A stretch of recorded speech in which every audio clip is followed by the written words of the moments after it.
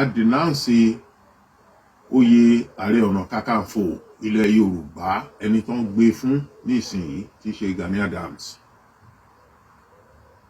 Àjúbà orígun mẹ́rẹ̀ẹ̀rin gbogbo ilẹ̀ Yorùbá o, àjúbà gbogbo àgbáyé kí bá ṣe o.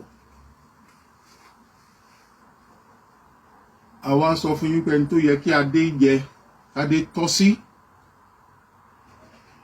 tí oyè Ààrẹ Ọ̀nà Kakanfò tọ́ sí, ó ní àwa síbí lálẹ́ yìí láti sọ fún gbogbo àwọn ọmọ Yorùbá, nítorí pé ọ̀pọ̀ ọmọ Yorùbá wọ́n ti ronú wọ́n ti jàjàjàjàjà láti bí ọdún mélòó sẹ́yìn. Òun la fi gbé ìgbésẹ̀ yìí.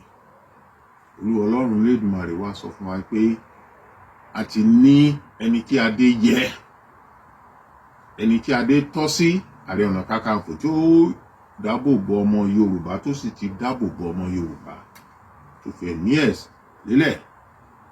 Ìyẹn ni Dr. Professor Ọbajé Olóyè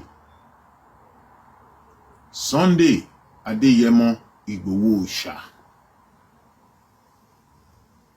the Ààrẹ Ọ̀nà Kakanfò of Yorùbá land, káàkiri gbogbo àgbáyé. In tí àwa ọmọ Yorùbá fẹ́ nù. Èmi tí mo give announcements yìí ní àṣà àwọn ọba aládé, mo sọ eléyìí o, kí bá ṣe o, iṣẹ́ tẹ́ rán mi gbogbo ọmọ Yorùbá.